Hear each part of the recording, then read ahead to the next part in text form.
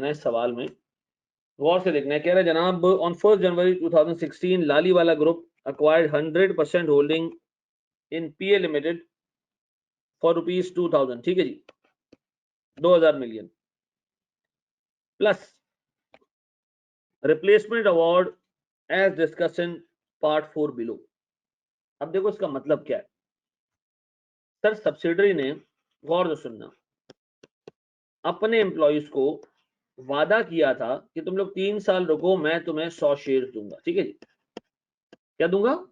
100 share दूंगा। यह first 2 में आता है ना? आता नहीं आता है? Yes sir. सर थोड़े टाइम बाद इस सब्सिडरी को अक्वायर कर लिया एक पैरेंट। नजर आ रहा है तुम्हें? चलो खोल लो, एक मिनट रुक जाओ।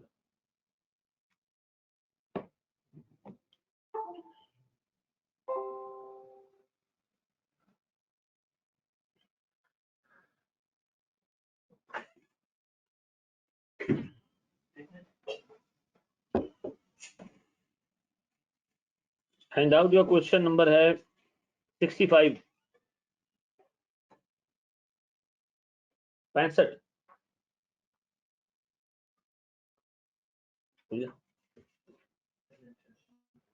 इंटरनेट कौन सा लगा तुम्हारे पास? ये काउंसलिंग हटा, जीपॉन लगा। अरे जीपॉन का पासवर्ड है 1 से लेकर 9 तक।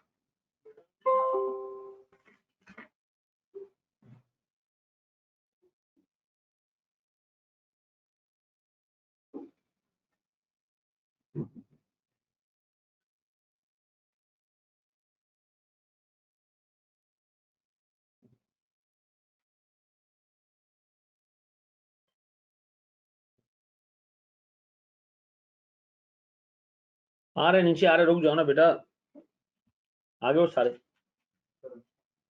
हो गया। बस एक मिनट रुक जाओ, मेरा छोटा सा काम है। हाँ जी, देखो मुझे एक बात बताओ, बाज़ औक़ात सब्सिडरी ने अपने शेयर होल्डर से वादा, अपने एम्प्लॉय से वादा किया होता है कि अगर तुम कंपनी के साथ 3 साल रुको तो मैं तुम्हें 100 शेयर्स दे दूंगा। ठीक है, अब इन शेयर्स की से अज्यूम करो वैल्यू है 1 लाख रुपए। थोड़े टाइम बाद ना पेरेंट ने इसको अक्वायर कर लिया। पेरेंट ने कहा सब्सिडरी आप छोड़ें, मैं इनको शेयर्स दे देता हूँ। ठीक है, आप छोड़ें, मैं इनको शेयर्स दे देता हूँ, मैं इनका काम सेटल कर देता हूँ, आप छोड़ दें। आपको नहीं लगता पेरेंट का एक एहसान है सब्सिडरी पे?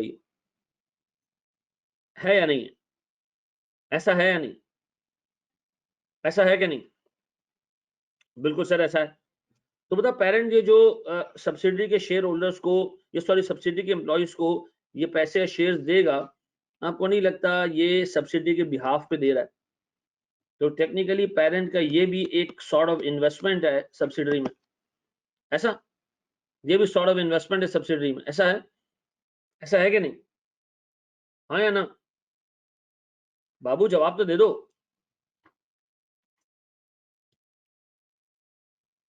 हेलो, मेरी आवाज आ रही है? मेरी आवाज आ रही है इसमें? चेक करो भाई, आवाज आ रही है? आवाज आ रही है? कमेंट क्यों नहीं आ रही? Welcome to the webinar.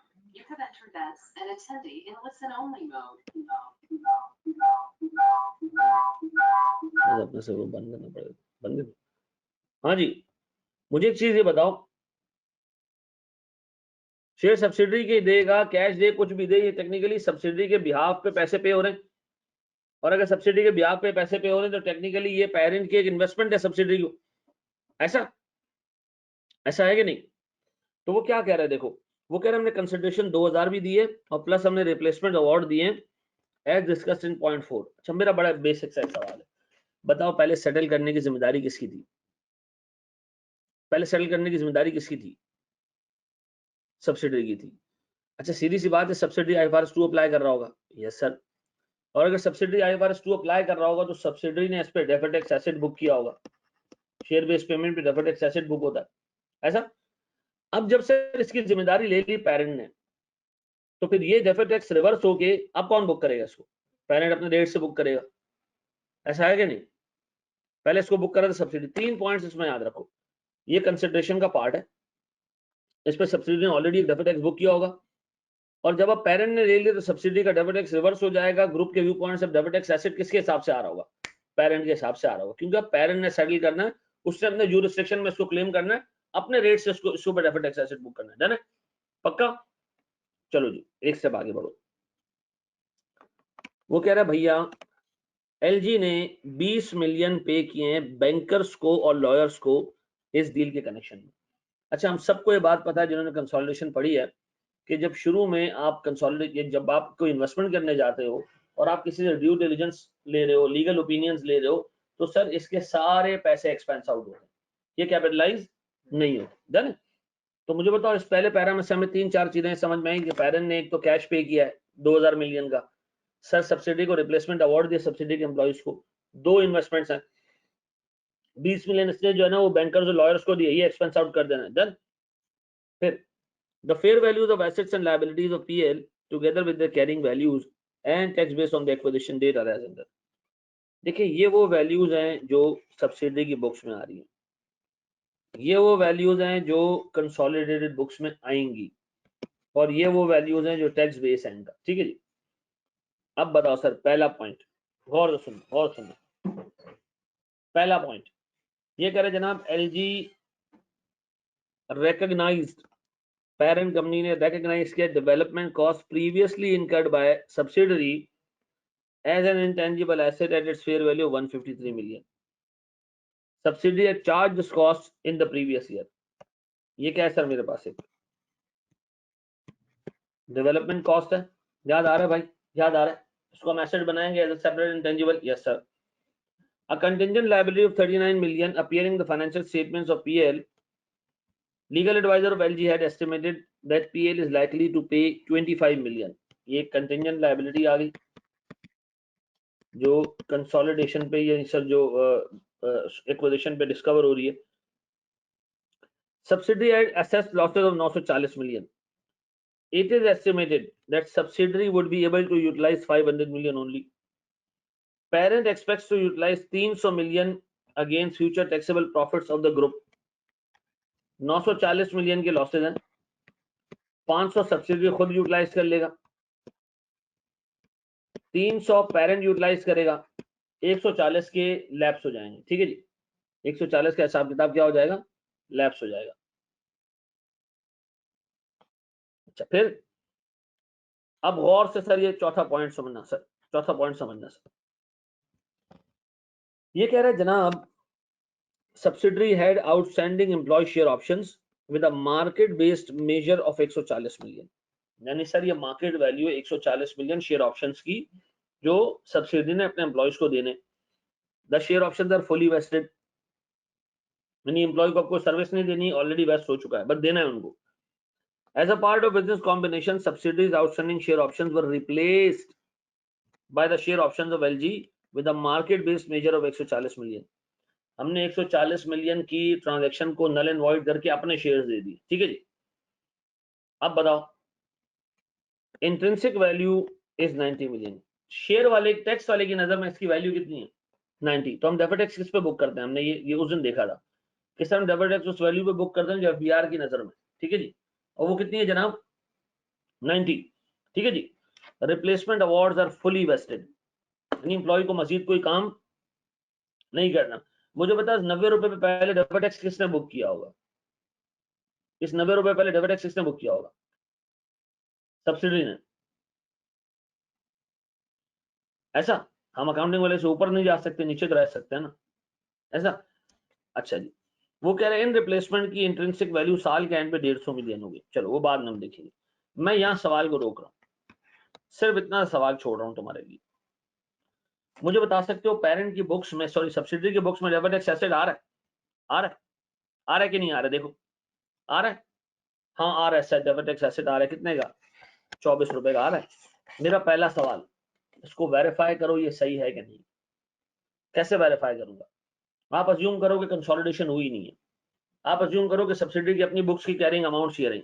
ठीक है जी? उनका टैक्स बेस ये रहा, नीचे जो एडजस्टमेंट लिखी है उसमें जो काम किया उसको वेरीफाई करके दो क्या सब्सिडी ने डेबिट टैक्स सही बुक किया है या नहीं। मैं आपको दे रहा हूँ 5 मिनट, शाबाश। सब्सिडी की कैरिंग अमाउंट्स भी आपके सामने, टैक्स बेसिस भी आपके सामने, आप इनके डिफरेंस पे डेबिट टैक्स लगाओ, नीचे वाली एडजस्टमेंट भी पढ़ लो अगर कोई काम किया है। आप अज्यूम करो सब्सिडी कंसोलिडेट नहीं हुई, मुझे बताओ सब्सिडी की बुक्स में जो डेबिट टैक्स आ रहा है सही है कि नहीं?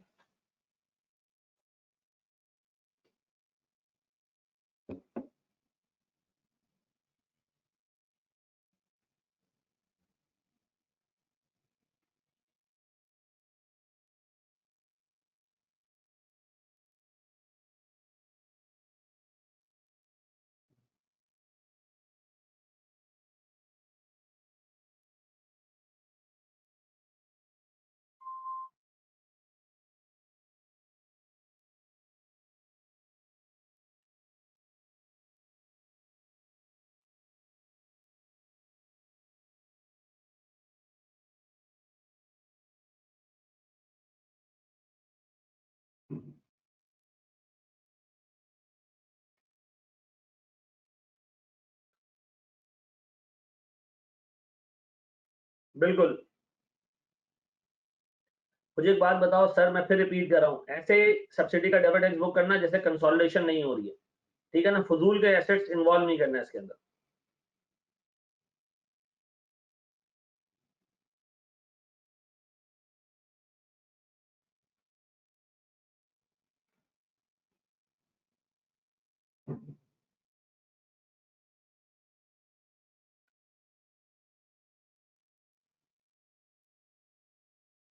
सिक्सटी फाइव,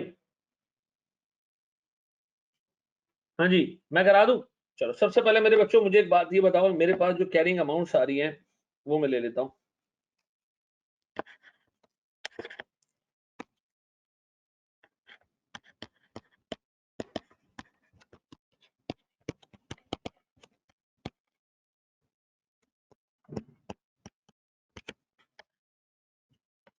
ये मैं अपनी तरफ से वर्किंग्स करवा रहा हूं ताकि आपको डेबिट टैक्स में पक्का कर दूं मैं। सर मेरे पास प्रॉपर्टी प्लांट एंड इक्विपमेंट है, फिर इन्वेस्टमेंट्स है, करंट एसेट्स हैं,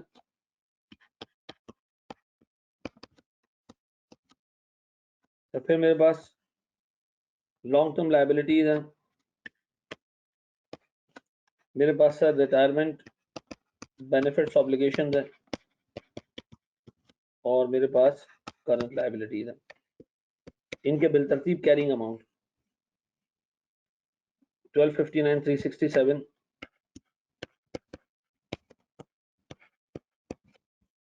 फिर 24, तो डेफर्ड टैक्स का अमाउंट है 1572, लॉन्ग टर्म लायबिलिटीज 634, 17, और ये 1144, 94। अब बताएं कि टैक्स बेसिस क्या क्या है सर मेरे पास? 867, 887, ये तो सेम ही होगा, ये जीरो होगा, प्रोविजन है।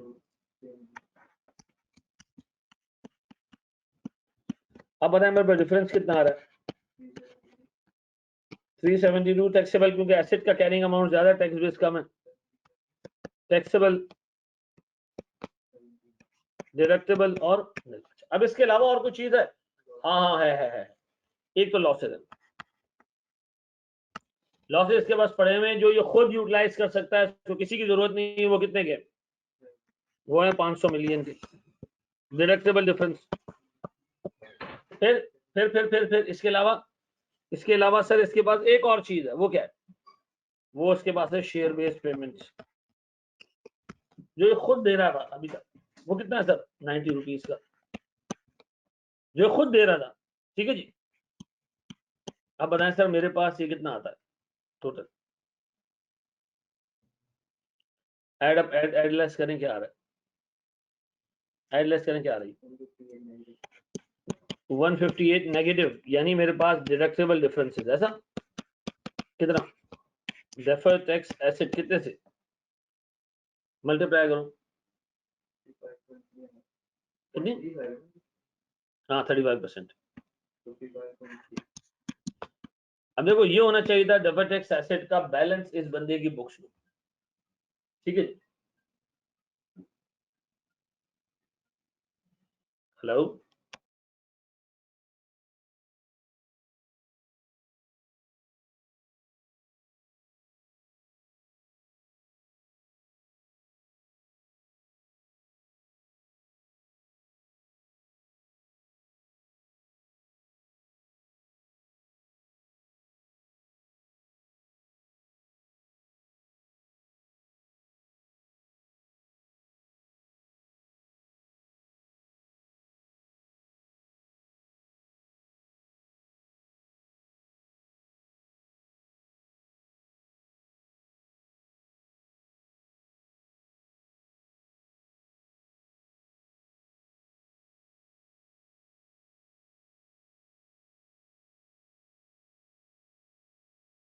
हाँ जी, SBPR तो ऑलरेडी रिकॉर्डेड है, तो बाकी सारी चीजें भी तो ऑलरेडी रिकॉर्डेड है बाजी, उस पर डेबिट टैक्स एसेट तो होना चाहिए ना, हमने पे थोड़ी किया अभी तक।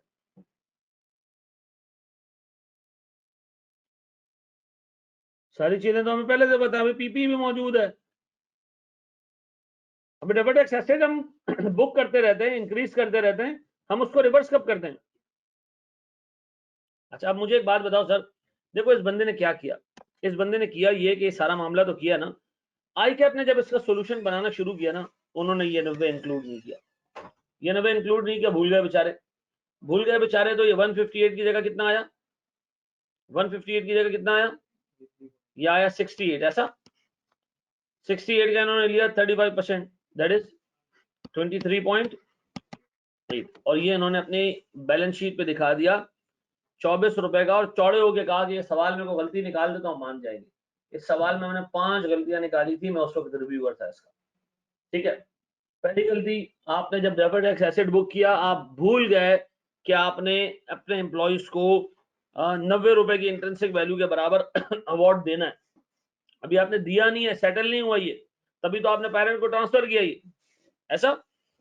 एक तो ये भूल गया वो लोग, चलो ये हमने काम कर दिया सर। अब जरा और तो सुनना दोस्त, मैंने ये तो करवा दिया आपसे ना, अब भूल जाओ 2 मिनट के लिए कि सब्सिडी ने कोई डेबिट टैक्स बुक किया, भूल जाओ, ये सारी इंफॉर्मेशन लो, यहां तक, यहां से लेके यहां तक, ये सारी इंफॉर्मेशन लो, और मुझे ये बताओ कि कंसोलिडेशन करते वक्त डे वन पे, कंसोलिडेशन करते वक्त डे वन के ऊपर ग्रुप कितने रुपए की डेबिट टैक्स लायबिलिटी बुक करवाएगा? शाबाश, जल्दी बताओ, याद आ रहे ना हम कैसे करते रहे, फेयर वैल्यू टैक्स बेस का डिफरेंस निकाल के, शाबाश जल्दी से, ये किसी ने कॉपी करना है?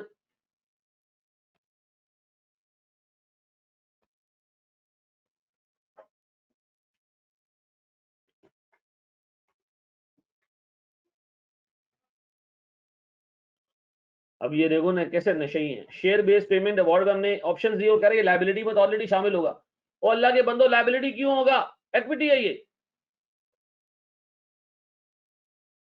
हसन उसने लॉसेस में कहा है कि सब्सिडी 500 रुपए के लॉसेस यूटिलाइज कर सकती है, ठीक है, और ये 90 रुपए का इक्विटी का अमाउंट जो अभी तक सेटल नहीं हुआ, ओरिजिनली सब्सिडी ने सेटल करना था।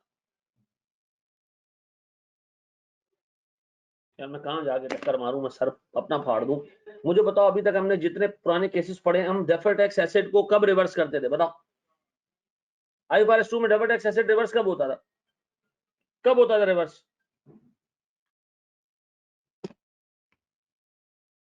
जब पेमेंट हो जाती थी, हुई है पेमेंट अभी तक?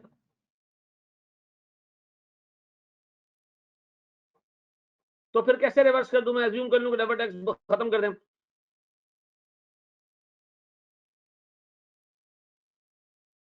भाई मेरे पास एक्सपेंस चार्ज हुआ है, मैं डेबिट टैक्स एसेट बुक किया हुआ है, अभी तक मैं उसको रिवर्स कैसे कर दूं अभी से? जैसे आगे जाते जा रहे हो बेटा, पुरानी चीजों की तो तुम लोगों ने जो है ना वो,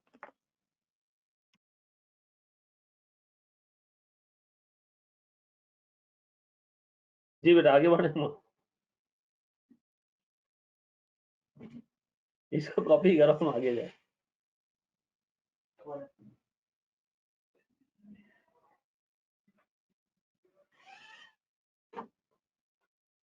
सफेद कौन,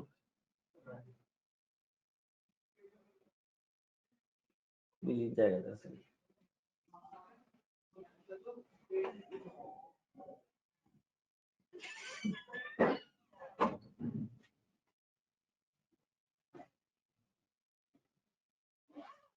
कर लिया कॉपी, बड़े ऊपर जाए, ऊपर जाए, चलो जी, अब एक काम करो, मुझे इस पे 2 मिनट के लिए अज्यूम करो कि सब्सिडी ने कोई डेबिट टैक्स बुक नहीं किया। सर मुझे इस पे ग्रुप के हिसाब से जो डेबिट टैक्स बन रहा है वो निकाल के दो, शाबाश।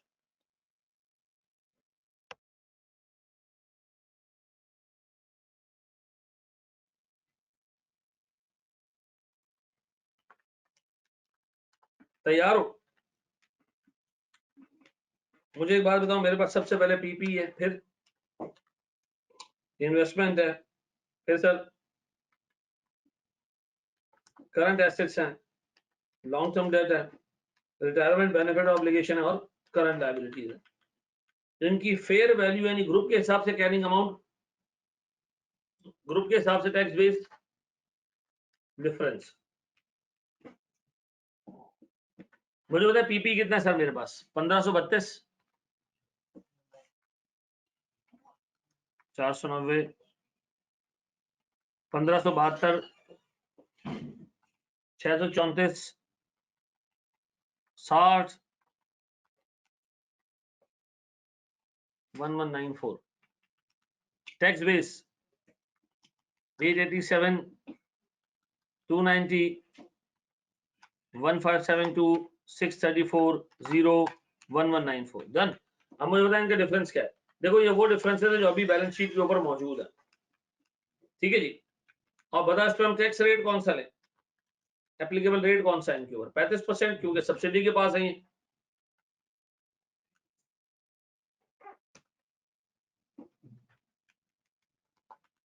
और बता इस पर डेफर्ड टैक्स हम बुक करें, ठीक है जी। सर मेरे पास deferred tax liability slash deferred tax asset,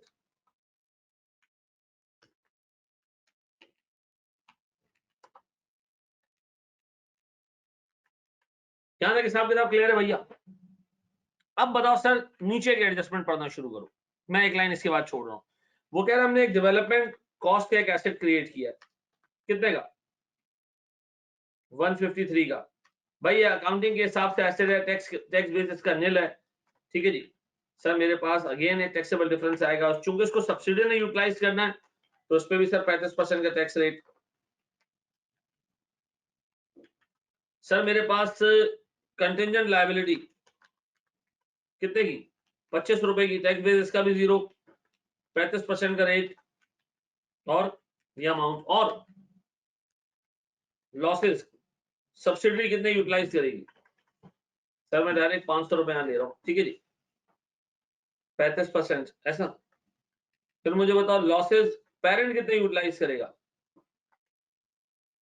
कितने, 300।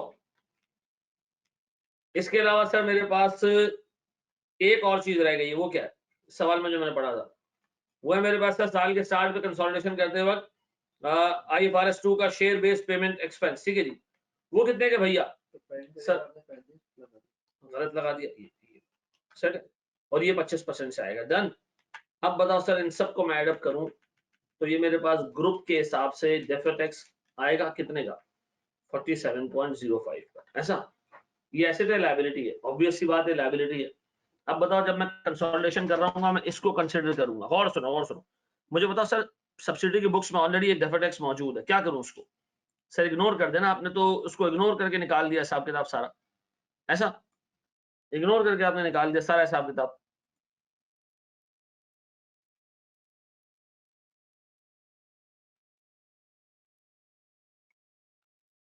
अब बताओ जब मैं गुडविल कैलकुलेट करूंगा,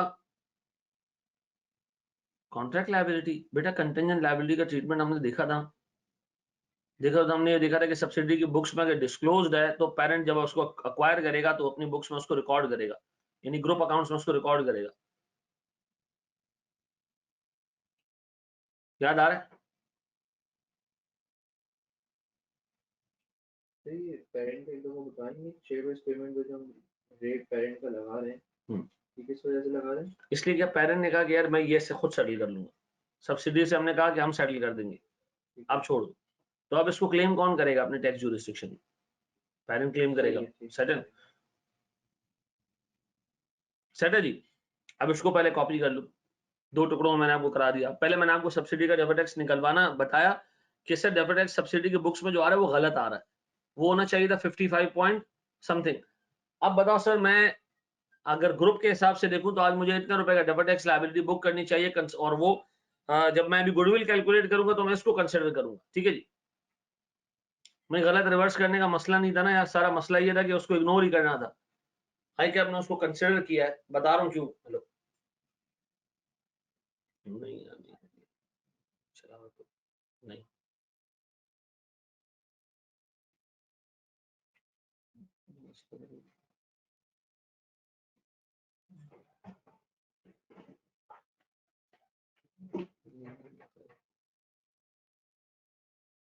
चलो क्लास खत्म करें।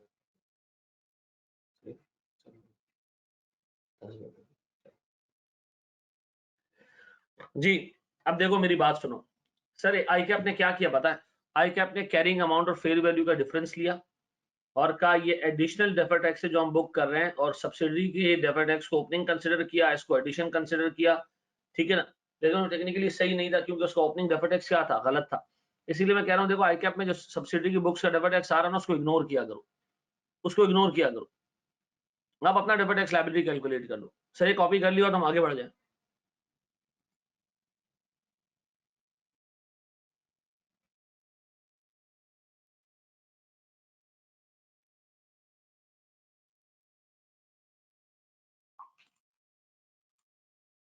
कर लिया 20 नंबर का।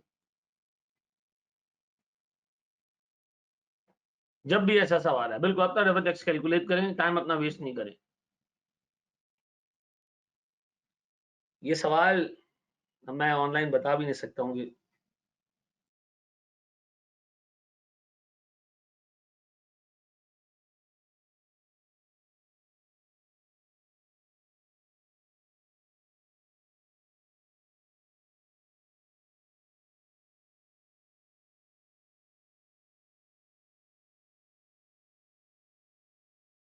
जी जनाब, बड़े हम आगे। बेटा यार मैं बोल रहा हूँ ना, मेरा बच्चा, मैं नहीं बता सकता आगे की चीजें, जो बोल रहा हूँ उतना कर लिया करो।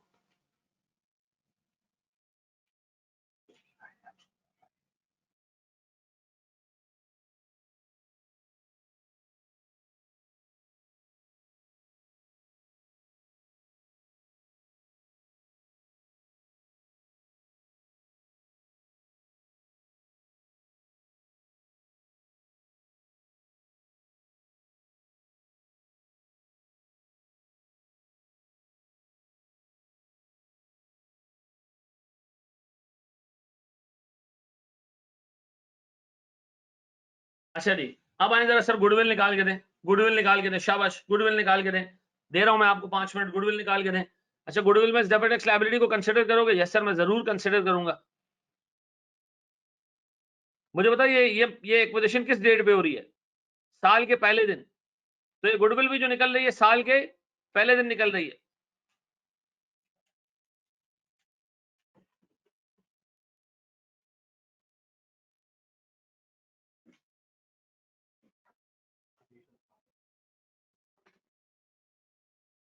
बेशक बिल्कुल बिल्कुल।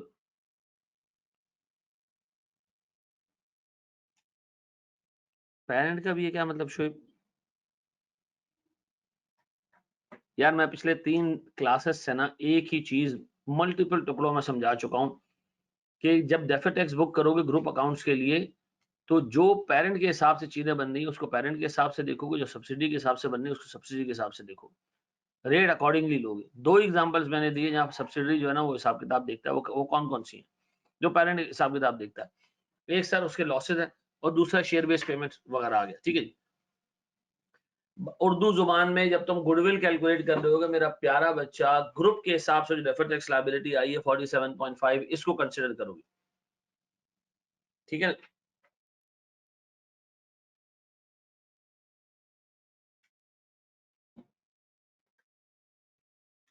हाँ भाई हो गया। आओ चलो मैं करा रहा हूं।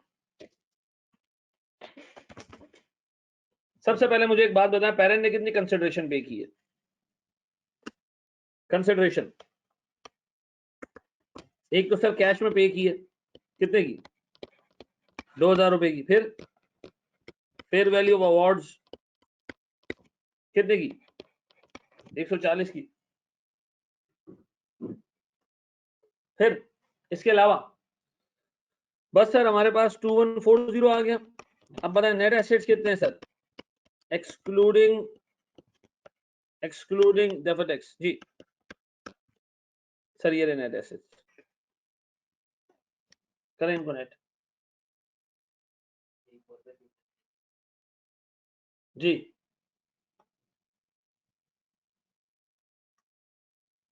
कितना करें इनको, ऐड अप करें इनको, कितना आ रहा है?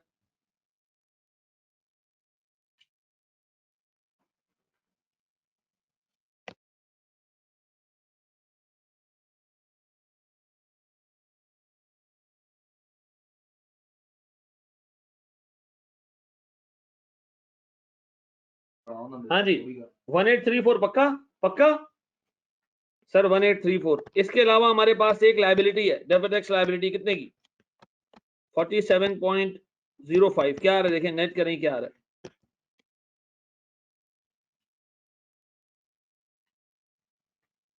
1787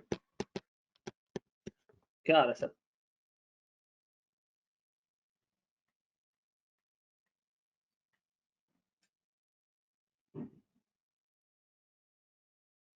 कितना आ रहा है गुडविल,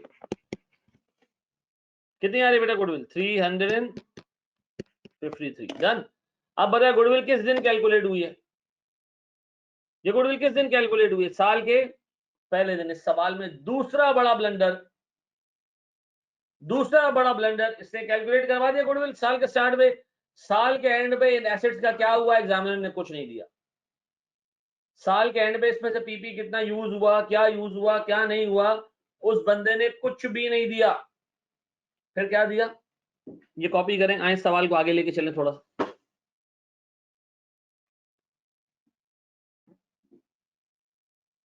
क्वेश्चन यही तो खत्म हो गया, लेकिन कुछ एडजस्टमेंट्स है जो नहीं। इस बंदे ने सर फिर आपसे क्या किया, इस बंदे ने यहां तक सवाल तो कैरी किया ना, उसके बाद ये आ गया भाई ये ट्रांजैक्शन हुई है ड्यूरिंग द ईयर, ये ट्रांजैक्शन हुई है। और से देखो, अब मुझे एक बात बताओ, जब ये ट्रांजैक्शन हो रही थी तो ऊपर वाले तो एसेट भी यूज हो रहे होंगे, इसके बारे में उसने कुछ नहीं बताया। उसने आपसे पहली चीज पूछी गुडविल कैलकुलेट करो, ठीक है, और जो डेफर्ड टैक्स रिकॉग्नाइज करना है वो रिकॉग्नाइज करके दो, ठीक है जी। अब मुझे बताओ नीचे एडजस्टमेंट्स आ रही हैं, अब 1 मिनट के लिए भूल जाओ ऊपर कोई कंसोलिडेशन हुई है। वो कह रहा है पेरेंट ने सब्सिडी ने पेरेंट को स्टॉक बेचा, पेरेंट ने सिर्फ एसोसिएट में इन्वेस्टमेंट की। मुझे इन दो ट्रांजैक्शंस का डेफर्ड टैक्स इंपैक्ट निकाल के दो, शाबाश, इन दो ट्रांजैक्शंस का डेफर्ड टैक्स इंपैक्ट निकाल के दो आइसोलेशन में।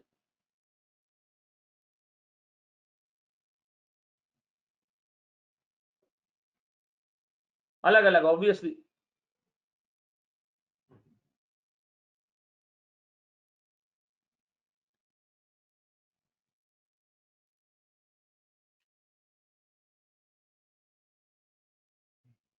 शुरू से खेलना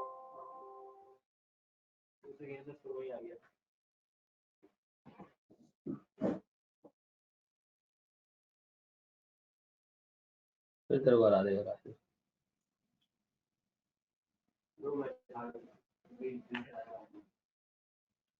शाबाश शाबाश शाबाश मेरे बच्चों, नहीं तो बोलो तो ये भी मैं ही करा दूं।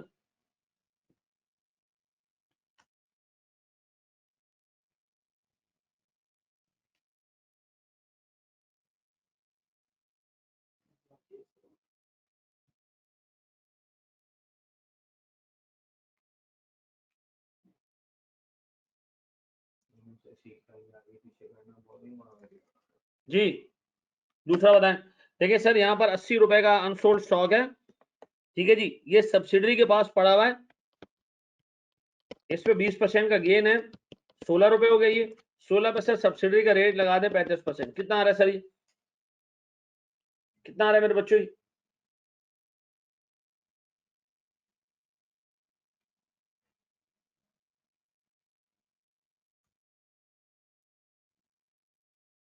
कितना आ रहा है मेरे बच्चों, अब एक नशे एक चर्सी नहीं बताएगा कितना आ रहा है।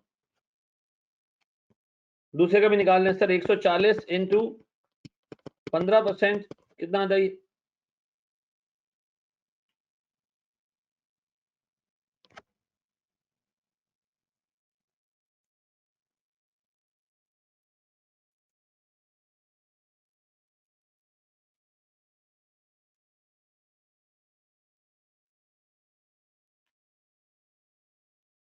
बेटा कितना आ रहा है?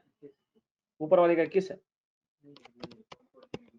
21 इंटू 25%, ये कितना आ रहा है ऊपर वाला, नीचे वाला 5.6 और नीचे वाला ये आ गया sir debit x asset, last वाला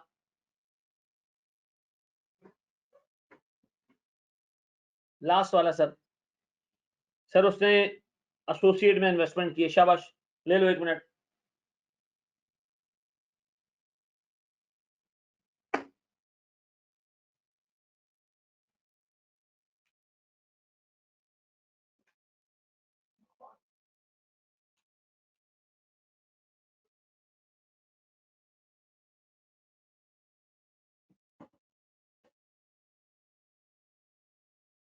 तीन और हो चुके भाई, हमेशा स्टॉक पर डेफर टैक्स एसेट बनता है और कल समझा है, मैं सर फाड़ दूं अपना, अल्लाह की कसम, फिर तुम लोगों को बताना शुरू करो कि ग्रुप अकाउंट्स के लिए इसका कैरिंग अमाउंट कम आ रहा होता है, टैक्स बेस ज्यादा आ रहा होता है, कल पूरा समझा है। बढ़े आगे, हो गया। फिर मुझे बता इसके बाद वो क्या कह रहा है। वो कह रहा है प्यारे भाई, हमारे पास एक एसोसिएट में हमने इन्वेस्टमेंट की है 165 मिलियन की, ड्यूरिंग द पीरियड उसने 50 मिलियन का गेन उसने गेन कमाया। सर प्रॉफिट में हमारा शेयर कितना है? प्रॉफिट है कितना? 50 मिलियन का। उसने उसमें से 20 मिलियन डिविडेंड डिस्ट्रीब्यूट कर दिया, अनडिस्ट्रीब्यूटेड कितना? पहले तो डिविडेंड कितना आ गया इसमें से, डिस्ट्रीब्यूटेड 20, कितना रह गया अनडिस्ट्रीब्यूटेड? 30। इस अनडिस्ट्रीब्यूटेड में हमारा शेयर कितना है? 30%, यानी 9 रुपए। अब बताओ 9 रुपए को कैसे हासिल करना चाहोगे? सर मैं चाह रहा हूं इस 9 रुपए को मैं हासिल करूं 40% कैपिटल गेन के थ्रू और 60% डिविडेंड के थ्रू। तो बताओ कैपिटल गेन कितनी अमाउंट का होगा? 3.6 और 5.4। इस 3.6 पे सर मैं टैक्स पे करूंगा, डिविडेंड का टैक्स रेट है 12.5%, इसका टैक्स रेट है 17.5%। मुझे बताओ ये कितना है और ये कितना है?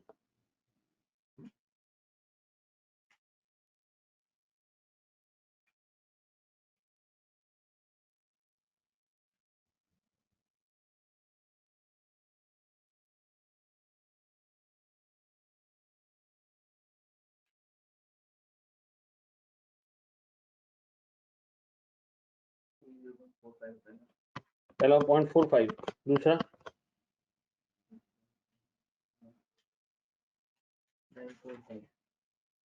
0.945, पक्का? अब एडअप करें इन दोनों को,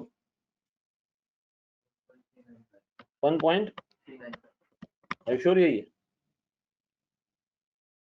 भाई, ये यही है, वैल्यूज चेक कर लो।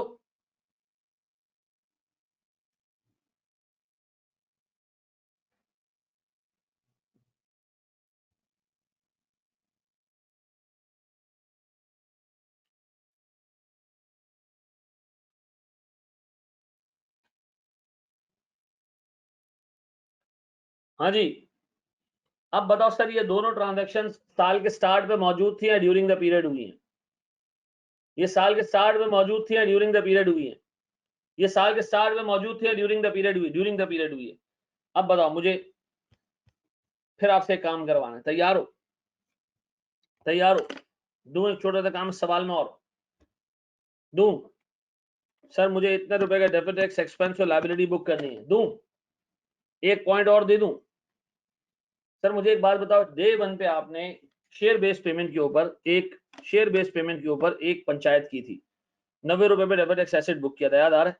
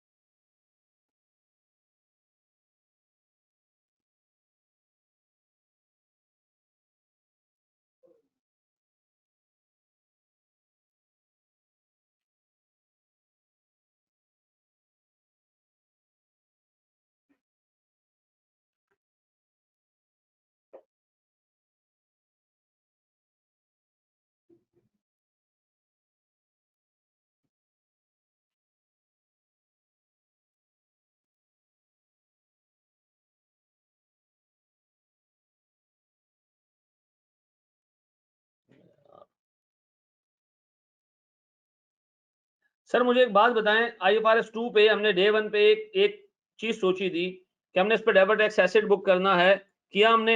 अब बताओ सर, वो कह रहा है साल के स्टार्ट पे इसकी इंट्रिंसिक वैल्यू 90 थी, अब इसकी इंट्रिंसिक वैल्यू हो चुकी है कितनी? 150। ये कहां लिखा हुआ है? वो कह रहा है साल के स्टार्ट पे इसकी इंट्रिंसिक वैल्यू थी कितनी? 90। अब इसकी इंट्रिंसिक वैल्यू हो चुकी है कितनी? 150 रुपए। तो सर मुझे एक बात बताएं, मैं क्या करूं? Debit tax asset further increase कर दूं? हैं?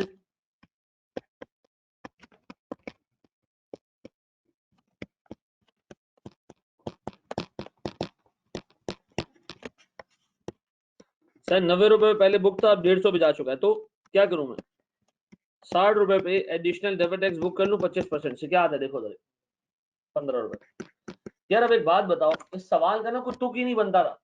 ये सवाल ही नहीं है, किसी हजाम ने सवाल बनाया। क्यों? उसकी वजह ये है कि यार उस बंदे ने सारी चीजें पूछने की कोशिश की, लेकिन सवाल की थीम ही तोड़ दी। आपको नेट एसेट्स दिए साल के स्टार्ट के, ये बताया ही नहीं कि इन नेट एसेट्स का क्या हुआ एंड में। उन्होंने कहा एक तो काम करो, ओपनिंग पे डेबिट टैक्स बुक कर दो, हमने कर दिया। फिर उसने कहा एक काम करो, ड्यूरिंग द पीरियड कुछ ट्रांजेक्शन हुई है, इस पे मजीद डेबिट टैक्स बुक कर लो, हमने कर दिया। अब भाई जो हमने ग्रुप में चीजें खरीदी थी उनका क्या हुआ साल के एंड पे? कितना रुपए का एसेट यूटिलाइज हुआ, अकाउंटिंग डेप्रिसिएशन कितना था उसमें, इन्वेस्टमेंट कितनी बिकी खरीदी, कुछ नहीं बताया उसने।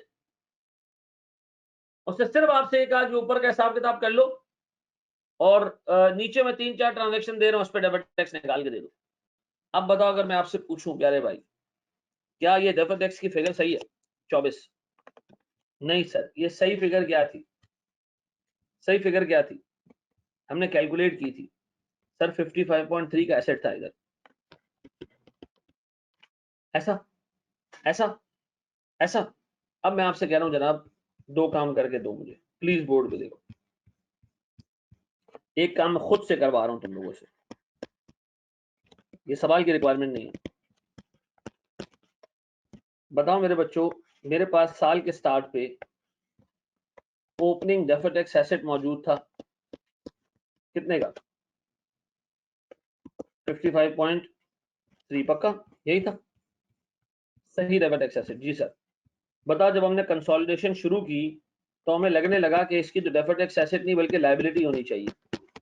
ऐसा, डेफर्ड टैक्स एसेट नहीं बल्कि डेफर्ड टैक्स लायबिलिटी होनी चाहिए। कितनी? 47.05। यही है, यही लेके आए ग्रुप के हिसाब से। तो मुझे एक बात बताएं, साल के स्टार्ट पे डेफर्ड टैक्स में कितना मूवमेंट आया? साल के स्टार्ट पे डेफर्ड टैक्स में कितना मूवमेंट आया?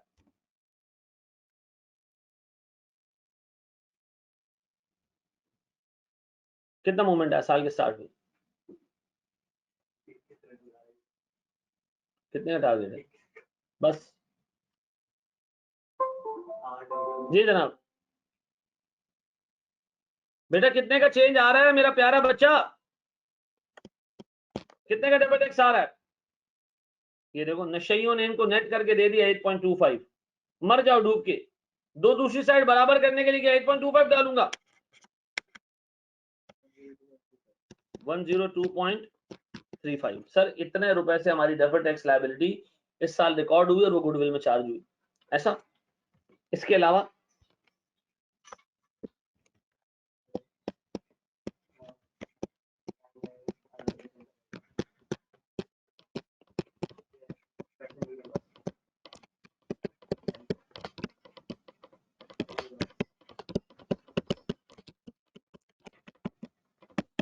फिर सर हमने और को डेबिट टैक्स बुक किया इस साल? हाँ हाँ हमने बुक किया भाई।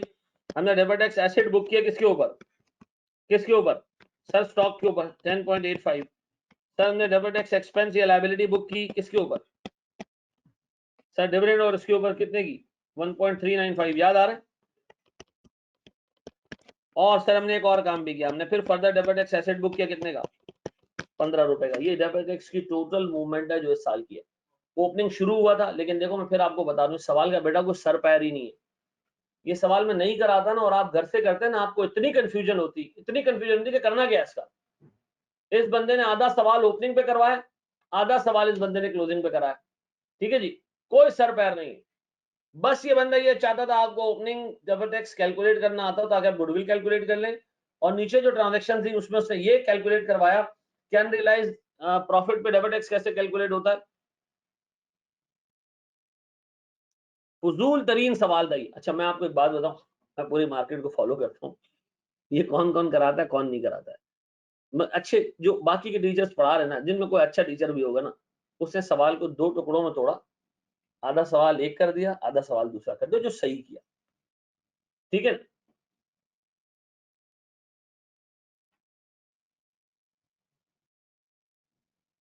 चले जी, सर इसको कॉपी करें ताकि हम एक स्टेप आगे बढ़े, हम IFRS 9 के हिसाब से चीजें देखें, डेफर्ड टैक्स उसके हिसाब से हम देखें। गुडविल कैलकुलेट होती किसके साथ? पुराने डेफर्ड टैक्स के साथ, पुराने डेफर्ड टैक्स के साथ। तो मुझे एक बात बताओ, मेरे पास कंसिडरेशन कितनी होती?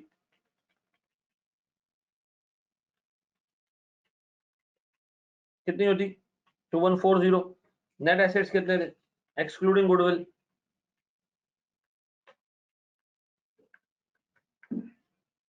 1834।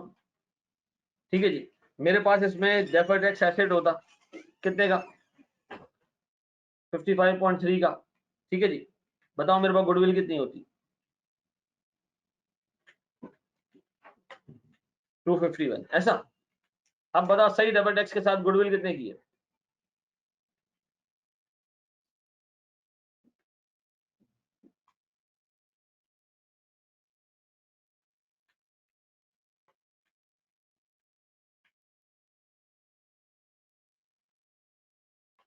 कितना फर्क है बेटा इन दोनों गुडविल में?